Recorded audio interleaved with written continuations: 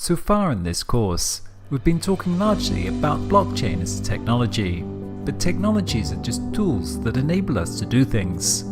The interesting part of the blockchain is really what it enables in terms of new forms of distributed organization. As one commentator noted, the blockchain is an institutional technology, not an information technology. There's an enormous difference between the two. Institutional revolutions are things that don't happen very often. Blockchain technology enables new forms of networked, distributed organizations, something that runs very much contrary to our existing organizational paradigm, and that's what makes it somewhat difficult for us to understand. The organizational model of the industrial age that we inherit today was one of centralization in order to achieve economies of scale through mass production, thus reducing unit cost and providing for a mass society. The technologies of the industrial age selectively favored centralization of production within closed, hierarchical organizations. Manufacturing is in centralized factories. Transport systems are centralized around transport hubs. Education within schools and universities. Entertainment centralized within mass media organizations, and governance centralized within state-run organizations, and so on. The information revolution is in the process of taking us into a new world of distributed networks as the organizational paradigm of the information age. The combination of telecommunications networks and computerized coordination enables us to replace centralized management within closed hierarchies with open networks. As the underlying technology matures, we're able to convert more and more systems that were previously closed and centralized and have them managed through automated networks, and the blockchain is just one more stage in this process. We saw this with the rise of the online platforms like eBay, Uber or Alibaba, social networks, blogging, etc. that built massive networks of users exchanging goods and services. But these platforms were still dependent upon the centralized organization to manage the shared database, for the computing infrastructure, for the algorithms, for financial transactions, and to enable trust and authentication in the network. The decentralized web takes these platforms a step further by offering a shared, open and secure database that can be trusted by all parties, and a set of protocols for the secure exchange of value between organizations and individuals peer-to-peer. The web platforms are open networks. This means they do not just optimize within a given organization, but can enable coordination across whole industries. Indeed, this is why and how they're quickly supplanting the closed organizations. What centralized organizations enabled was trust, cooperation and coordination within organizations. But what the blockchain enables is trust, coordination and cooperation between organizations and between individuals. If we look at how our society and economy is currently organized, we'll see many closed organizations that are internally optimized. But when we look at the inter-organizational space, it's extremely inefficient along many dimensions.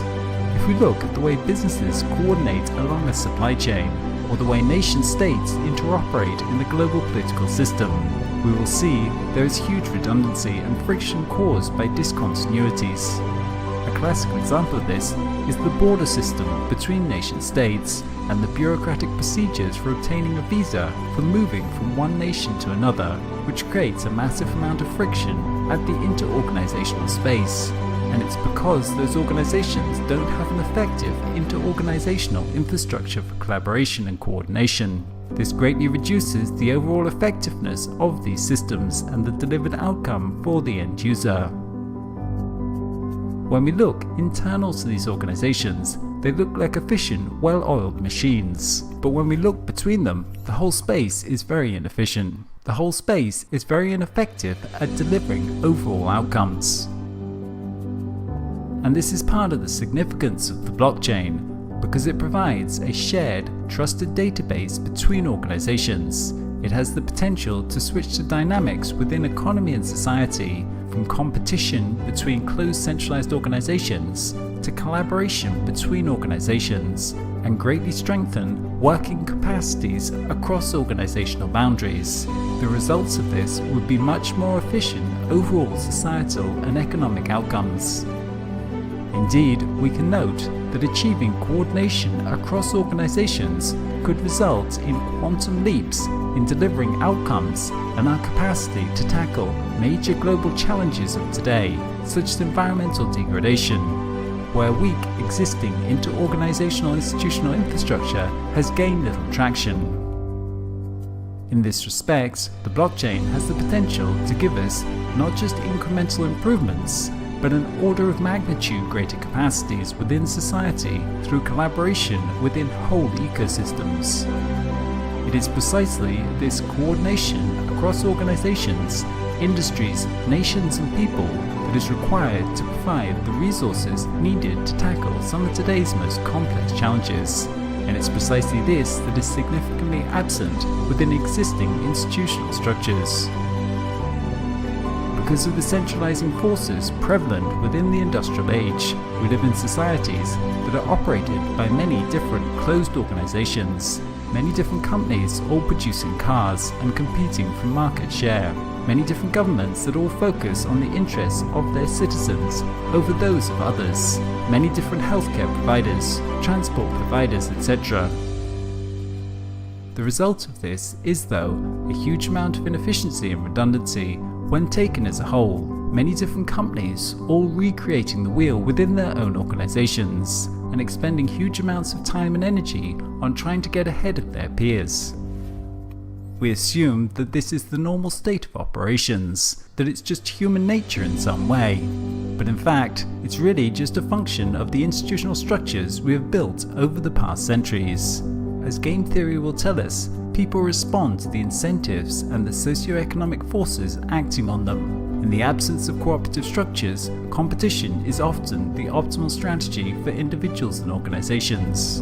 But once there is the institutional structures to enable trust and coordination between members, cooperation can become a much more viable strategy for the agents involved.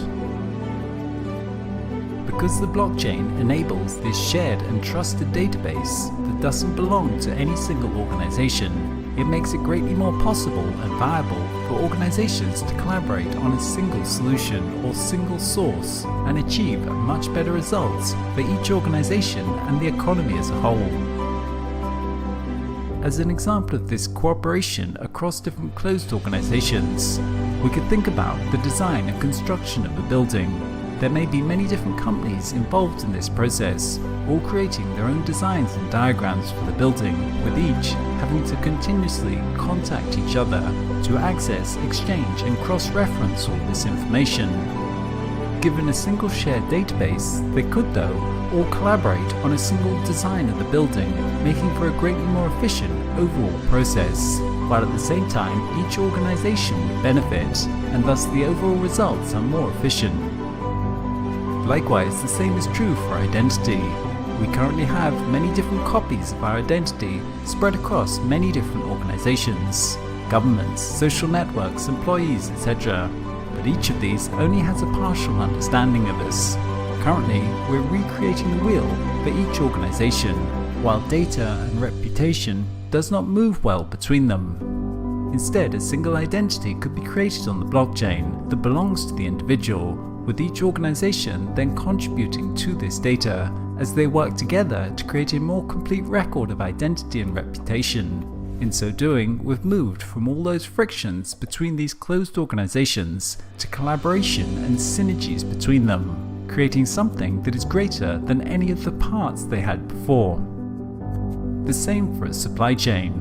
Instead of each participant holding their own documents and records during each stage in the supply chain, a single record for the item could be created on the blockchain, with each organization then contributing their information to it, to create a single source of truth that is accessible to all as needed, while at the same time being more secure than having separate records in each centralized database. The end result of this new institutional technology is a much greater capacity for inter-organizational collaboration and powerful ecosystems that are greater than the sum of their parts.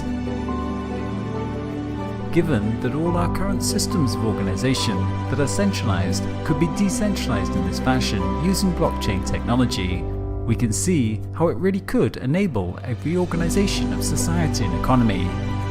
Organizations within society rarely operate in isolation. They function as parts of ecosystems, and the value for society is not created by any one, but instead by the flow of value across the ecosystem.